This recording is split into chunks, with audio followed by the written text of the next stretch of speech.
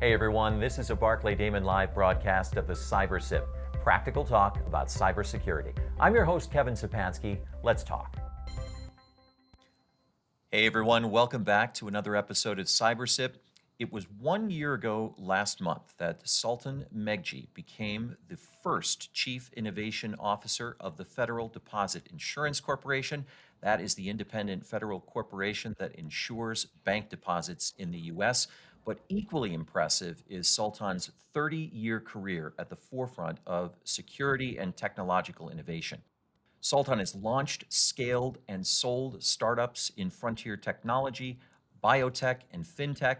He has built some of the core plumbing of the internet. We're going to ask him about that if we have time, along with missile defense, national security systems, and even lip-reading supercomputers. He's also a professor in the graduate programs at Washington University's Olin Business School, where he focuses on AI, startups, and quantitative risk. And notably, at least to me, Sultan served on an aid mission for Africa and Asia, where he worked to provide banking solutions to hundreds of thousands of residents who would not otherwise have had them. Sultan Meghji, welcome to CyberSip. Thank you so much for having me, Kevin. It's a pleasure to be here. It's our pleasure to have you, and thank you. Before we talk about your service at FDIC and what you learned there, I think I'd be remiss if I didn't focus first on the Russian invasion of Ukraine. There's been a lot of talk, experts telling us that the invasion increases the risk of cybersecurity attacks and the risk that there will be collateral effects of those attacks on consumers and businesses throughout the world. Can you talk to us a little bit about that? What's the nature of the risk, and what should we as consumers and as small to mid-sized organizations be worried about? Well, first off, I think like you and like most of the listeners to this podcast, I think we're all just sitting here in shock and horror at what the Russians have been doing. And I just can't for the life of me believe that we're seeing this happen in front of us in 2022. Yeah. And so my heart goes out to the poor people of Ukraine and the other people in the region. It's awful. Absolutely. On the cyber side, absolutely. So a cyber offense is part of the Russian playbook, whether it's overtly through their own actions or covertly through fronts, criminal gangs and things like that. And every single American and every single American business is a target of someone in that Russian sphere of cyber influence. Now, as a consumer, I would say there's a lot of basic triage that we all need to do. We need to make sure to have good password hygiene. We need to make sure our firewalls are on. We need to use multi-factor authentication. And we also need to remember that there are a lot of bad people with a lot of technology who are trying to get our dollars, because the dollar is still the best currency in the world to have. So as a consumer, always err on the side of caution. You get an email that seems weird, delete it, call the bank, or call whomever sent it to you. There are a lot of basic things you can do there. If I was speaking as a business owner or a senior leader in a small to mid-sized business, I would say, the playbook. Make sure that your technology teams are patching things. Make sure they're reporting on them through the leadership team to your C-level suite and your board of directors. I always say that the way I can tell an organization is doing the right things in cybersecurity versus not is I ask, do you have a board member who is accountable to the shareholders for the cybersecurity of your organization? If the organization says, oh yes, and it's this person right here, then I know they're in they're doing the right things. There's a lot of tactical things I could talk about, but that's a second one. I think a lot of us are very concerned about offensive cyber activities by the Russians. And it, at least so far, has not seemed like there's been a lot going on, at least publicly. And the thing I would say to a lot of people is that doesn't mean you should lower your guard, because just because things aren't hitting your inbox, it doesn't mean they aren't happening. We've seen satellite disruptions. We've seen a variety of different activities, both in and around Ukraine on the internet, as well as military and national security infrastructure being attacked. This is going on right now, every moment of every day. And that knob has been turned up a couple of notches. So don't think that just because you haven't heard lots of companies struggling with it, that it hasn't been occurring. The second thing I would say is, it is absolutely clear that Vladimir Putin completely misjudged the timing and how quickly this exercise, this set of terrible exercises, as he's been calling them in Ukraine, would go. Everything indicates that he thought this would be a 3 or a 4 day activity. This is, I think, 10 times worse than his Vietnam. This is going to conceivably take down the Russian state, and he's seen pushback not just from neighbors, but also globally from individuals, from American businesses really flexing its muscles here. And at some point, he's either going to have to admit defeat, or he's going to have to continue to ratchet it up. So, and I worry that cyber is one of the ways he would do that. Yeah, no, that's definitely a concern here as well, Sultan. That's a great point. Just from the humanitarian disaster, seeing thousands of Ukrainians, hundreds of thousands of Ukrainians displaced, the firing of missiles and attacks on civilian targets. It's something that a good portion of our population has not seen in their lifetimes. And we certainly hope for the best, but as you say, we have to plan for the worst. And cybersecurity is certainly one of the big risks. Absolutely it is. And I think the apparent war crime of using cluster munitions against civilian populations has no place in the 21st century. And I really do. I think, like so many people, hope that we can all convince him to stop the terrible things he's doing. But, Russia really has a conventional military. They have an intelligence service. They have a degree of a space-based system. They have nuclear, and then they have cyber. Right. And we've seen almost all of these, happily not nuclear yet, but he's been rattling that saber. So I would not be at all surprised if we start seeing more cyber activities. Yeah. And I think, we've certainly seen it already against civilian populations, but then what do they call it? The Ukrainian IT army they've gone on the offensive as well. I mean, I think we've all seen some of the videos, and certainly having all of this broadcast on social media is making this a radically different experience to a war. And it's I just really pray and hope that the civilians are out of harm's way, and we get this stopped as quickly as possible. No, I share your concern and your prayers. Our hearts and thoughts go out to them, and we'll certainly keep monitoring the situation. And I appreciate your thoughts on the cybersecurity aspect of this disaster, but there certainly are far more serious humanitarian issues, and we'll talk more about those in the days and weeks to come, I'm sure. Well, let's move from this topic to your role at FDIC. I want to ask you first about the position itself. So you are the first Chief Innovation Officer at FDIC. What was the position supposed to be when you joined in February 2021, and how did you find out about it? Well, it made a big splash when then Chair McWilliams announced it, because she announced it a few years before. They tried to get a couple of people in the role, and when they announced it, actually, a number of us in the private sector all applauded it. We thought it was an amazing thing for an agency like this to do, especially because she was very clear. She didn't want a long-term government employee. She didn't want a lawyer. She didn't want a policy person. She wanted someone who actually knew how to get things done at a pace that kind of matched what the private sector did. She didn't want a 3-year white paper exercise or something like that. And so, there were a number of us that had been part of the discussion early on and had recommended names and, kind of been part of the process and making introductions and all that good stuff. And it just never took. And so then about 18 months ago, I was basically giving a speech and was in one of the Zoom green rooms and made an off the cuff comment that I was going to stepping out of the CEO job I was in, and I was going to kind of plan to retire and sit on the beach for a year or two and relax, because I'd been going for I think 7 years at that point between the aid work and then building this company. And about 15 minutes after the Zoom panel ended, I got a phone call from the FDIC, and the rest was history. I won't say I was drafted because they don't have the authority to do that, but it was an amazing opportunity. And the role was really to look holistically at really three things. One was to look at how the agency itself operated and to find ways to transform it and make it more digital, make it more efficient, really make it a more appealing place to work. The second piece was looking at the entire banking ecosystem in the United States and figuring out what we could do to help keep it the best banking system in the world, is how I would say it. Whether we're talking about cybersecurity and resilience, or making sure it was an equitable system where everyone had equal access to the kinds of products and services that they needed as individuals. And then the third was figuring out how the agency would interoperate with its other, regulatory partners at the state, federal, and international level. And so it was a very broad mandate. And the idea very early on was to take a subset of that total picture and find a couple of places to really start to derive some direct value.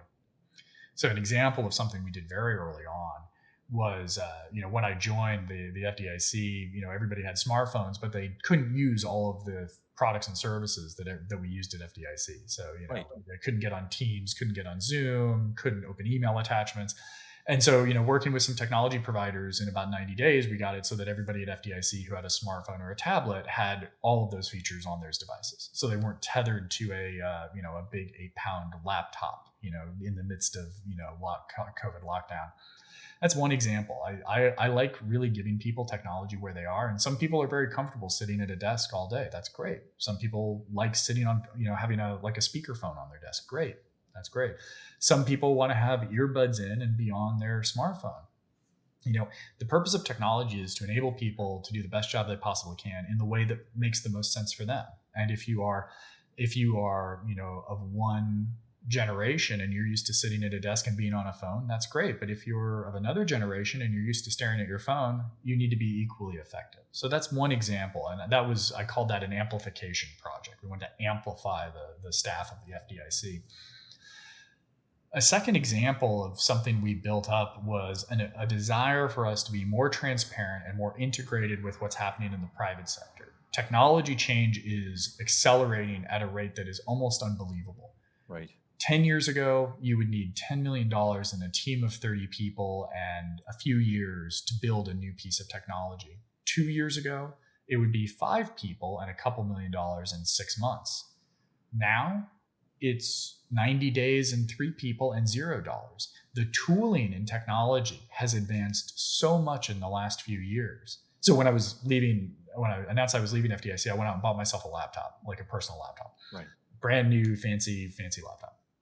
And I talked to a bunch of my friends. And just in the really 18 months since I started talking to them until when I left, the tooling had evolved so much that I could, in 45 minutes, get on and build something on my laptop. And I'm a gray-haired old guy at this point. I'm not like as sharp as any of the people in their 20s, for example. That the quality of technology of the people in their 20s right now blows anything I've ever seen away. They're just the best of the best. I could, in 45 minutes, build something that would have taken me years just a couple of years ago. And that iteration, that pace of change has been so integrated into the younger business community that I feel like it's like almost 2 different languages at this point we're seeing. And so what I was trying to do with our tech sprint program, with our office hour program, with our interagency programs at FDIC, I was really trying to get the agencies to understand that's how quickly things were moving. And if you decide to spend 2 years having a discussion about something, or a 3-year program to implement zero trust, or whatever, any of these like 36-month, 72-month kind of things, the market is going to shoot right past you. And the way I articulate it is, a friend of mine runs a very large hedge fund, and he is absolutely convinced that we will see 75% change in the S&P 500 in the next 6 years. And that every single one of the companies that is no longer on it is going to be replaced by a new digital native company that's being created right now that will knock them out. And it'll be an Apple to Apple competitor, and they will just do it faster, cheaper, higher quality of service, and just go. I'm not going to bet against this guy. This guy's made all the money in the world as a hedge fund guy for decades. If he's saying this, I would have a hard time disagreeing with him.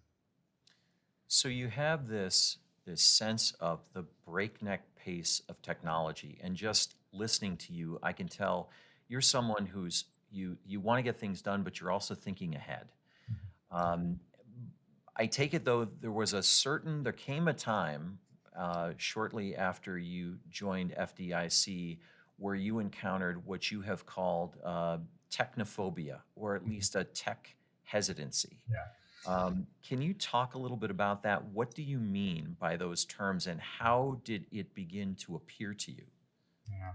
Well, I'll tell you, anyone who's ever interacted with the regulatory system has been exposed to this. And so I went into this job knowing that there would be a decent amount of tech hesitancy, as I call it. I like tech hesitancy because it doesn't have quite a pejorative kind of feel to it.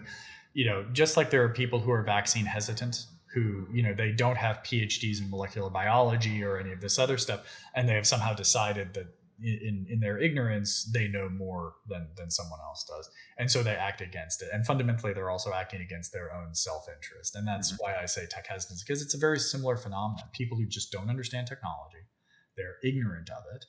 And instead of going off and learning about it and figuring out how to navigate it, they just sort of push it to the side and say, I'm retiring in a few years. I don't have to worry about this. I'll wait for the next guy. And that's causing some issues. And I highlight some of the cultural and human capital side of it in recent discussions, mostly because I worry if we have a regulatory system where 60 or 70% of the people that work in it are going to retire in the next couple of years, and they can't bring in more people. They can't attract the sharpest, like these people in the 20s I was talking about. But we're at a pretty significant moment. There is more change happening in the financial system than at any other moment in our nation's history. There is more opportunity for risk in the system now than there has ever been, whether we're talking about cyber attacks like we were a few minutes ago, or global competition. And the way I measure that, by the way, is I'm old enough to remember when the US dollar as a percent of global reserve currency was 85%. I'm old enough to remember that. That was a couple of decades ago. Right. Last quarter, it's 59%, and we're losing about 1.5% every year. And that, by the way, I think is going to accelerate, not just because of global phenomena, but the strength of the People's Republic of China's currency and their economy. Cryptocurrencies is having an impact on that as well. The minute we get to 50%, everything changes. The US dollar is no longer the global reserve currency. Right. That could happen in the next 4 years. And that fundamentally alters everything. It'll alter how expensive it is for people who are running businesses in the US to buy goods. It'll decrease the opportunity for them to sell them at premium prices. I mean, there's a million things that will happen because of that. And for me, the biggest challenge with any regulatory body, and I'm not just talking about FDIC, is that with all of this happening in the next 5 years, we need to have leadership and people running those organizations that are digital natives. I don't want analog people making digital decisions and trying to shoehorn a 20th century analog worldview into the 2022s of the world, 2023s, where the people who are inventing the future are doing it right now. And they're the people I was talking about in their 20s. It's an amazing community of people, and they're building an entirely new world in this space. And the regulatory community really needs to see more of that so that we can understand how to make sure it's done in a safe and sound manner and that doesn't put people at risk. Before we move on from this topic, Sultan, I want to ask you if you could give us an example. You talk about analog minds making digital decisions, 20th century lagging behind the 21st century. Can you give us an example of that? What did you see at FDIC that highlighted that problem for you? So there are just over 4,000 banks in the United States. I'm sure some people listening to this would be like, wait, that seems really low. I'm like, yes, it's the lowest it's ever been. And we lose, a decent percentage of banks every year. I saw banks come into the FDIC wanting to offer a new product or service, or wanting to use a new technology to offer an existing product or service. And because the technology was unknown to the people that they were explaining it to, they were told, we won't let you do this, or they were on a mainframe to do something and they wanted to get off the mainframe because nobody should use a mainframe anymore. Nobody should for the last 10 years. And they go to a new system. And because the person at the FDIC they were talking to only understood mainframes, he's like, well, I won't approve you making this change because I don't understand how the internet works. So you see a lot of that, and it really has stifled innovation. And I think it's also put more people at risk, because if I'm the customer of a bank, which I am, and I was told, well, we can't use multi-factor authentication because our banking system is too old, which the vast majority of them are. Mm-hmm. I now know that my bank account is not as secure as it used to be.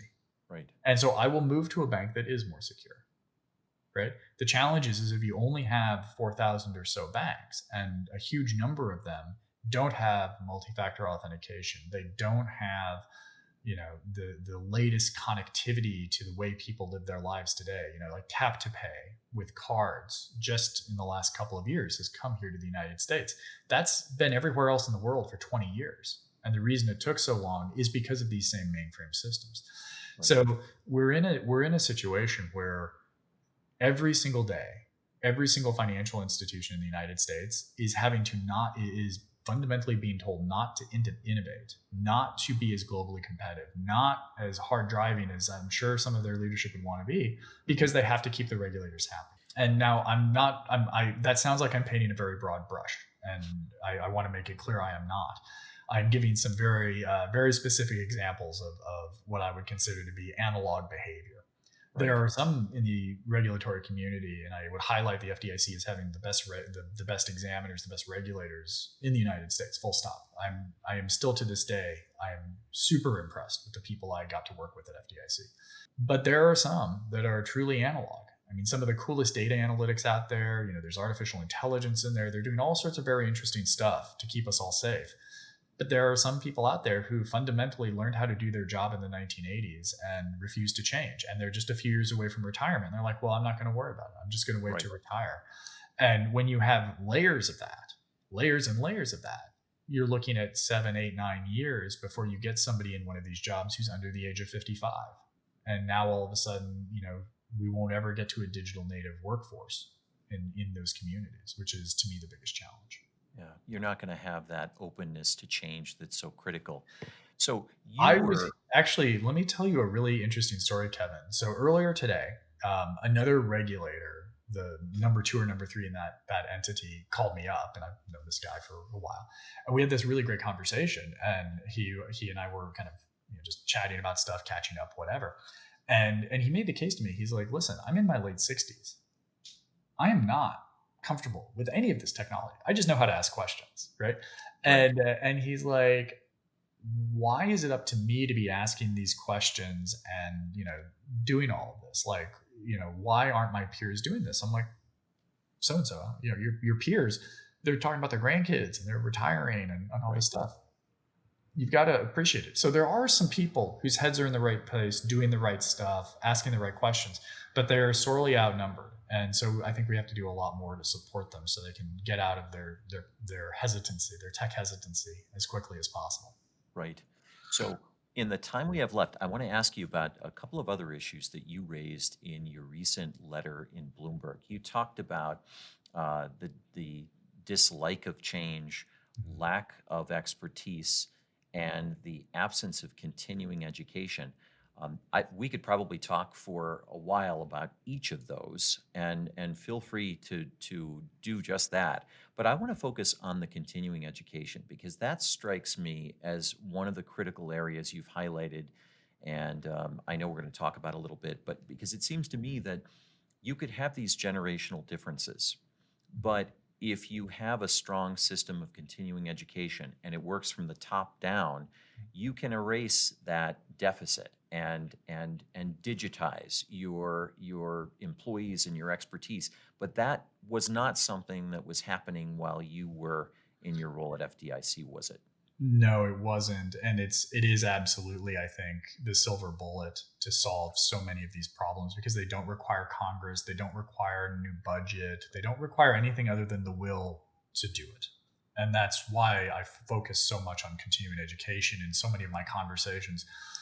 Most of the agencies that I interacted with had some degree of a corporate university. They all had, capabilities there. The FDIC library, which I didn't even know existed until I joined, was an absolutely amazing resource. I interacted with it all the time. These are all fantastic resources, but without the top down, without, this being built into the culture, you know, I always joke, people ask me if the FDIC was a meritocracy, and I said, no, it's a gerontocracy. Hmm. It's really based on tenure. And if you look Right. at, announcements around things, you can always kind of see where that is when people talk about their tenure at FDIC as a meaningful characteristic of their qualifiedness for a job. I always laugh at that. But, continuing education is easy because these are not new things. These are not skills that are just unique to the regulatory bodies. They're not really unique to anything. You can go out and take the existing training resources and freshen them. You can go out and get new training resources. Being a scrum master for a thoughtful person who's spent a few decades in the workforce is an afternoon to learn how to be a scrum master. It's not Right. more complicated than that, right? But because we do not require continuing education for advancement in these bureaucracies, you get people who are promoted because of their loyalty to a specific executive or promoted because of their tenure in the organization and not because they have the best skill set. And so if we're going to do that, then everybody just needs to be trained up. And so putting a continuing education requirement that is tested, that isn't just like listen to a YouTube video for an hour, is, I think, the easiest thing that we could do across this entire ecosystem. And it should be, in my mind, because no one in these agencies, or very few, I should say, people have STEM backgrounds, it should be focused on STEM. That is the single biggest gap area. And you can be a leader in an organization without being a master of every single subject, as long as you know your weaknesses and you have people that work for you that can help fix those weaknesses, and people who do understand the discrete subjects that you need to master in order to achieve this digitizing of the spectrum. I would say that that is exactly correct. And I would also say that for so many people in large organizations, and this is not just a public sector discussion, I've seen it in the private sector too, Hmm. they focus on the process of doing their job and not the outcome of what their job is supposed to be doing. So it's real. I use the car example, right? If you are putting a truck together at the Rivian plant in Normal, Illinois, you know you are being successful at your job if trucks roll off the assembly line, Right. right? It's binary. They're either rolling off or they're not, right? Hmm. You do not judge yourself a success if you went to 37 meetings in a week. And there are people who used to work for me who would judge their success at the agency based on the number of meetings they went to in a week Right. and how much of the process they participated in. Well, I was part of the team that worked on this thing. I was part of this internal governance plan, whatever. That does not matter in the grand scheme of things. The grand scheme of things is the outcome of what you're doing actually making the banking system safer and sounder? And that I said that sentence many times when I was at FDIC. And I could always tell the kind of person I was talking to, because sometimes they would be like, well, I just explained why me sitting in this process made it safe, fair, and sound. I'm like, well, it didn't. And then there were people who are like, no, I get what you're saying. Here's the quantitative side of what it was. And that was a big difference. But the outcome is a big deal. And so for those listening to this, it's one of the few kind of management recommendations I give is make sure that you're accounting for your organization, your people, everything based on the outcome. Am I increasing shareholder value? That's an easy one. If I'm on the board or the C-suite, right? If I'm at the C-suite or staff, are we building the thing we said we were going to build? Are we servicing our customers the way our contracts are telling us to, right? It is very discrete and very applied. The how many processes can you put on the head of the pin conversation, I think really causes a lot of heartburn, because a lot of people, I think, grew up in that environment, and given the power of the technologies today, simply by saying I went to this meeting or I got the email and I replied to the email or whatever, that's pretty pointless in 2022. And I feel over the next 3 or 4 years, it's going to go from being kind of not additive to actively detrimental to organizations. We're going to run out of time in a couple of minutes, Sultan. But before we do, I want to ask you about that, because when you talk about the difference between process and outcomes, I think the temptation to focus on process is the metrics are there, right? I can count how many meetings I've gone to. I can count how many employees I've hired. But if I'm thinking about the metrics to measure the outcomes, it's not always as easy. How do you think about that, and what are some of the ways that an organization can recalibrate so that you have the metrics you need to measure whether you are achieving the right outcomes? So I'm going to start with one thing, which is if you don't understand the quantitative outcomes that measure your organization, that's a great place to start, because that would imply that your operating model is not aligned to your stakeholder community, That's a right? good point. Yeah. So FDIC, I'll use that as an example. It's much simpler than most people realize. FDIC was created by an act of Congress, and it has two outcomes. Outcome number one is it creates and manages an insurance fund. So, when you go to a bank and you see that little plaque and you know that your checking account is insured, that's the insurance fund for that insurance for your bank account. We all know that. We all understand that. That insurance fund has to be in the black, and it has to be able to be there in case we need it. And only a few times in our history have we needed it, and it's been there every time, right? Second use case is to ensure, and this is almost a direct quote, the safety and soundness of the American banking system. Okay, and then there's a lot of legal language around that. But basically it means the FDIC has to pay attention to a percentage of the financial system of the United States, the banks, and make sure that they are operating in a manner that is safe and sound, so we don't see what happened with the Great Depression again, right?